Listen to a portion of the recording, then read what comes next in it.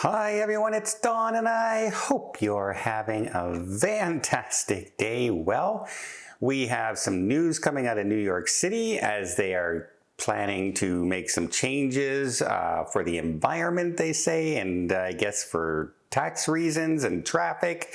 They want all cruise ships to hit shore power. They're going to be voting on that bill today, but there's a slight problem with what they're demanding. We also have one of the biggest marriage ceremony and vow renewals in history happened yesterday on Carnival Cruise Line. We have some sad news of a passenger who went overboard and passed away in Malta, as well as, speaking of love and the Loveboat, you have another chance this year to sail with the Loveboat cast.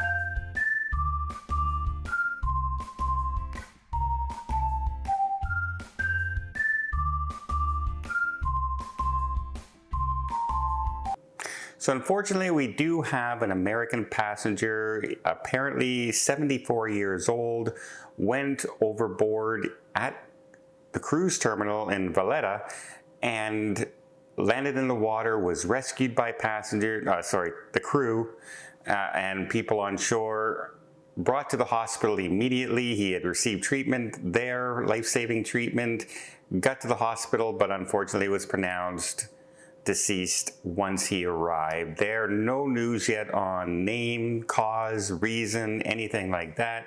But again, just one of those stories that people should be aware of. 74 years old, passenger goes overboard. It's pretty much assured that he didn't accidentally fall off his railing balcony, unfortunately. Just wanted again to say condolences to the friends and family that were on board the ship, and hope that the cruise line looks after them in their time of need as well. Now, New York City has been talking about the cruise terminal, and specifically in Manhattan, that it's too congested with traffic, and they've been spewing toxin pollution on people living in the area for years and unaccountable. Okay, well, here's the thing. The cruise terminal's been there since it was built in 1920. So it's been there 100 years, right? It's 100 years. Nobody living near the cruise terminal was there when it was built, which means they moved into the area knowing the cruise terminal was there. You know what I mean?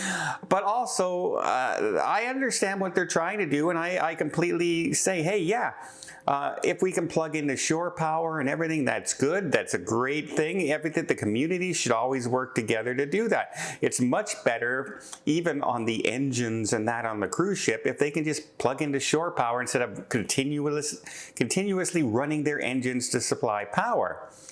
However, there's a slight problem. They want the cruise ships to have shore power plug in, and if you don't plug into the shore power by 2028, you're not allowed to come into the cruise terminals, is one of the things that they're saying. Trouble is, Manhattan doesn't have the shore power. It's not even there at the terminal. They don't have enough shore power to supply the cruise ships, even if they came in. That's a little bit of a problem for a bill that you're saying you have to use, but we don't have it for you to use.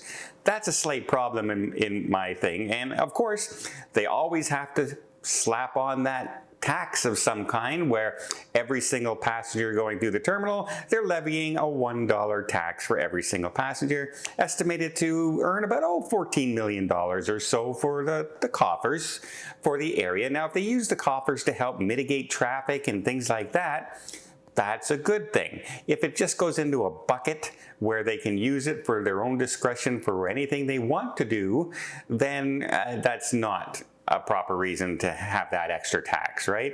If you want to mitigate things like traffic, and I've been to the terminals and the traffic is horrible, but guess what? I've driven all over New York City as well, and the traffic is horrible all over the city. And guess what? The pollution is horrible all over the city. So to blame the cruise line saying it's all them again is just hitting the headlines. I honestly think that's all they're trying to do, is hit the headlines, because the traffic's a mess everywhere. Now, do I wish they had a much better area to drop off passengers and everything?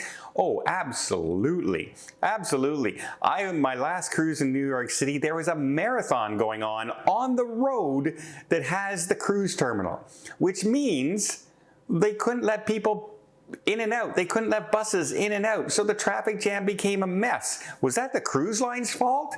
Or is that the people who organized the marathon to go directly in front of the cruise port problem? You know what I mean? Like, you got to work together in these situations. But hey, but on happier news, we had yesterday, Valentine's Day on Carnival cruise ship, fleet-wide across their ships.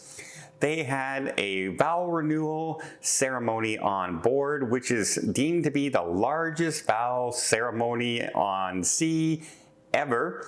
It was taking place on every single one of the Carnival ships, with the host being up on the main screen over the pool deck, and that is none other than their entertainment person, their fun ambassador, Shaq O'Neal. And he was the one who presided over the ceremony. That's a lot of fun, and people were all dressed up in their white and red to celebrate Valentine's Day across the decks, and it happened on every ship at the exact same time of day. Kind of a neat story. Congratulations to everybody who renewed their vows yesterday, and I hope everyone had an amazing Valentine's Day as well. Now, if you're another person who would like to renew your vows on a cruise, there's a possibility of another interesting way to do that. If you remember, the Loveboat cast had a cruise booked in 2021, I believe, but it was canceled because COVID was still kind of going on, and they didn't want to bring the cast on, and it was worried, and they went later on in the year. They went, I think, in October or November of that year instead. I was actually booked on the original one, couldn't go because the cast wasn't there, and their new one was going to be at a time where I couldn't make it. I already had a cruise book that I couldn't get out of. So I wasn't able to go, but they're having another one this year. And it's in August. I believe it's August 31st on the Enchanted Princess out of New York. I hope they're allowed to park. Yeah, it's a 7-day Canada cruise up the coast to Canada and back. It's a return. It's not a one-way cruise.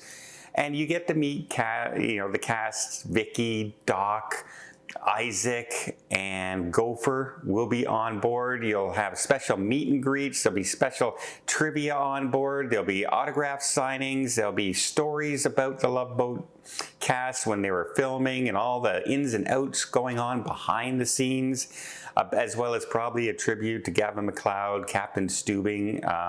Again, unfortunately, he's not with us anymore. It would have been amazing to meet that gentleman from the Mary Tyler Moore Show and different movies that I've seen him in, as well as his most iconic role as Captain Stubing on the Loveboat, which really brought cruising into the mainstream audiences. That show launched tons of people's interest in cruising. Just the exotic destinations and the way they made it just look like it's fun on the high seas and luxury all the way. And the cruising industry has been booming ever since. So that's going on August 31st, New York. I think it's the Enchanted Princess. If you're interested, they'll be also doing a vow renewal ceremony on board, hosted by the cast of the Loveboat cruise. Sounds pretty cool to me. Well, I hope you appreciate this video. If you did, please give it a thumbs up. Want to see more tips, more tricks, more travel vlogs from around the world? Hit that subscribe button. Until next time, have yourself a safe and a great vacation.